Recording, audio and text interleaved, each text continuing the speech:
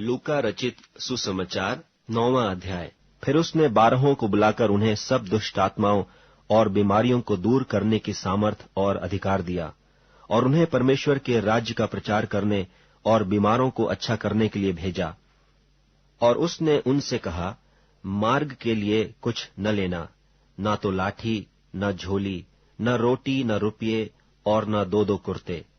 और जिस किसी घर में तुम उतरो, वहीं रहो और वहीं से विदा हो। जो कोई तुम्हें ग्रहण न करेगा, उस नगर से निकलते हुए अपने पांवों की धूल झाड़ डालो, कि उन पर गवाही हो। सुबह निकलकर गांव-गांव सुसमाचार सुनाते और हर कहीं लोगों को चंगा करते हुए फिरते रहे। और देश की चौथाई का राजा हेरोदेस यह सब सुनकर घबरा गया, क्योंकि कितनों ने कहा कि यूहन्ना मरे हुओं में से जी उठा है, और कितनों ने यह कि एलिय्याह दिखाई दिया है, और औरों ने यह कि पुराने भविष्यद्वक्ताओं में से कोई जी उठा है। परंतु हेरोदेस ने कहा, यूहन्ना का तो मैंने सिर कटवाया, अब यह कौन है जिसके विषय में ऐसी बातें सुनता हूं? और उसने उसे देखने की इच्छा की। फिर प्रेरितों ने लौटकर जो कुछ उन्होंने किया था उसको बता दिया, और वह उन्हें अलग करके बैतसैदा नाम एक नगर को ले गया।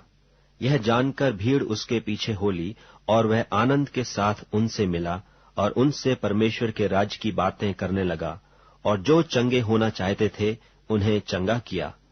जब दिन ढलने लगा तो 12 ने आकर उससे कहा, भीड़ को विदा कर, कि चारों ओर के गांवों और बस्तियों में जाकर टिकें और भोजन का उपाय करें, क्योंकि हम यहाँ सुनसान जगह में हैं। उसने उनसे कहा, तुम ही उन्हें खाने को दो। उन्होंने कहा, हमारे पास 5 रोटियां और 2 मछली को छोड़ और कुछ नहीं, परंतु हाँ, यदि हम जाकर इन सब लोगों के लिए भोजन मोल लें तो हो सकता है। वे लोग तो 5000 पुरुषों के लगभग थे। तब उसने अपने चेलों से कहा, उन्हें 50-50 करके पांति-पांति बैठा दो। उन्होंने ऐसा ही किया और सबको बैठा दिया। तब उसने वे 5 रोटियां और 2 मछली लीं, और स्वर्ग की ओर देखकर धन्यवाद किया, और तोड़-तोड़ कर चेलों को देता गया कि लोगों को परोसें। सो सब खाकर तृप्त हुए, और बचे हुए टुकड़ों से 12 टोकरी भर कर उठाई। जब वह एकांत में प्रार्थना कर रहा था और चेले उसके साथ थे, तो उसने उनसे पूछा कि लोग मुझे क्या कहते हैं? उन्होंने उत्तर दिया, यूहन्ना बपतिस्मा देने वाला, और कोई एलिय्याह, और कोई यह कि पुराने भविष्यद्वक्ताओं में से कोई जी उठा है। उसने उनसे पूछा, परंतु तुम मुझे क्या कहते हो? पतरस ने उत्तर दिया, परमेश्वर का मसीह। तब उसने उन्हें चिताकर कहा कि यह किसी से न कहना। और उसने कहा, मनुष्य के पुत्र के लिए अवश्य है कि वह बहुत दुख उठाए, और पुरनिये और महायाजक और शास्त्री उसे तुच्छ समझकर मार डालें, और वह तीसरे दिन जी उठे। उसने सबसे कहा, यदि कोई मेरे पीछे आना चाहे तो अपने आपे से इनकार करे, और प्रतिदिन अपना क्रूस उठाए हुए मेरे पीछे हो ले। क्योंकि जो कोई अपना प्राण बचाना चाहेगा वह उसे खोएगा, परंतु जो कोई मेरे लिए अपना प्राण खोएगा वही उसे बचाएगा। यदि मनुष्य सारे जगत को प्राप्त करे और अपना प्राण खो दे या उसकी हानि उठाए, तो उसे क्या लाभ होगा? जो कोई मुझसे और मेरी बातों से लजाएगा, मनुष्य का पुत्र भी जब अपनी और अपने पिता की और पवित्र स्वर्गदूतों की महिमा सहित आएगा, तो उससे लजाएगा। मैं तुमसे सच कहता हूं कि जो यहाँ खड़े हैं उनमें से कोई ऐसे हैं कि जब तक परमेश्वर का राज्य न देख लें तब तक मृत्यु का स्वाद न चखेंगे। इन बातों के कोई 8 दिन बाद वह पतरस और यूहन्ना और याकूब को साथ लेकर प्रार्थना करने के लिए पहाड़ पर गया। जब वह प्रार्थना कर ही रहा था तो उसके चेहरे का रूप बदल गया, और उसका वस्त्र श्वेत होकर चमकने लगा। और देखो, मूसा और एलिय्याह ये 2 पुरुष उसके साथ बातें कर रहे थे। ये महिमा सहित दिखाई दिए और उसके मरने की चर्चा कर रहे थे, जो यरूशलेम में होने वाला था।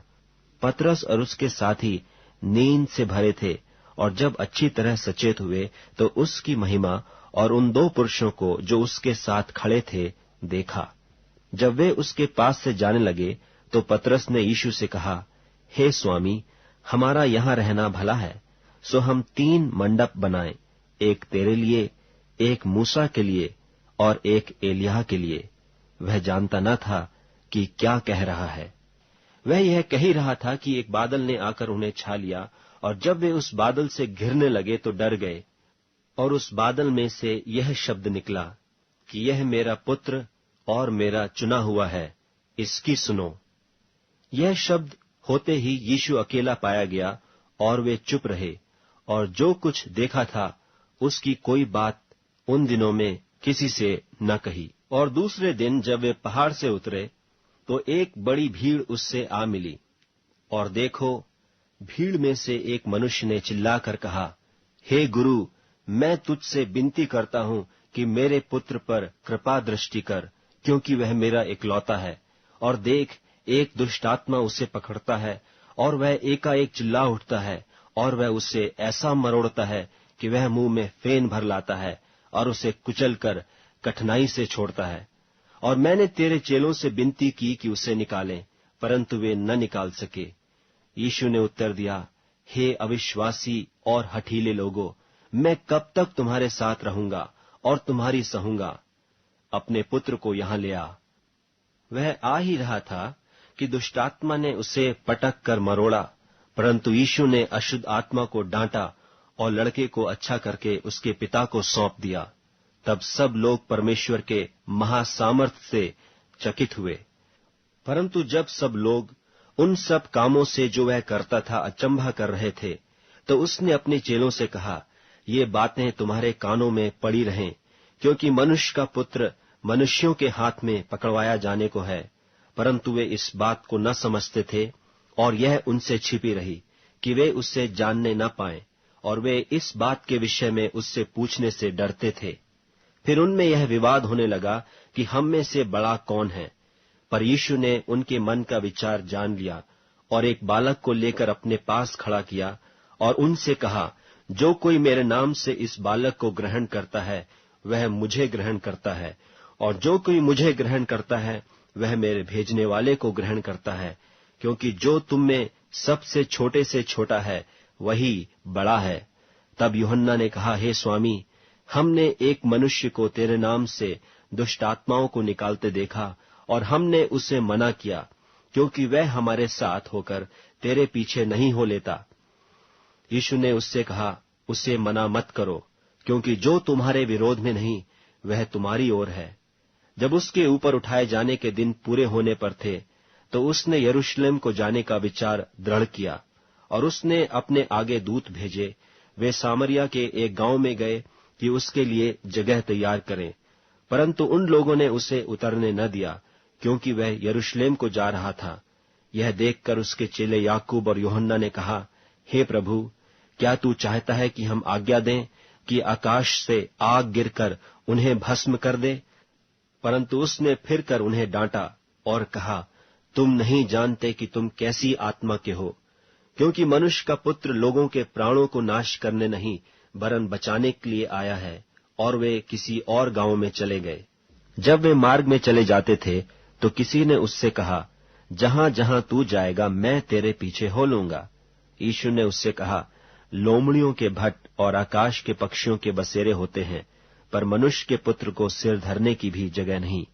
उसने दूसरे से कहा, मेरे पीछे हो ले। उसने कहा, हे प्रभु, मुझे पहले जाने दे कि अपने पिता को गाड़ दूं। उसने उससे कहा, मरे हुओं को अपने मुर्दे गाड़ने दे, पर तू जाकर परमेश्वर के राज्य की कथा सुना। एक और ने भी कहा, हे प्रभु, मैं तेरे पीछे हो लूंगा, पर पहले मुझे जाने दे कि अपने घर के लोगों से विदा हो आऊं। यीशु ने उससे कहा,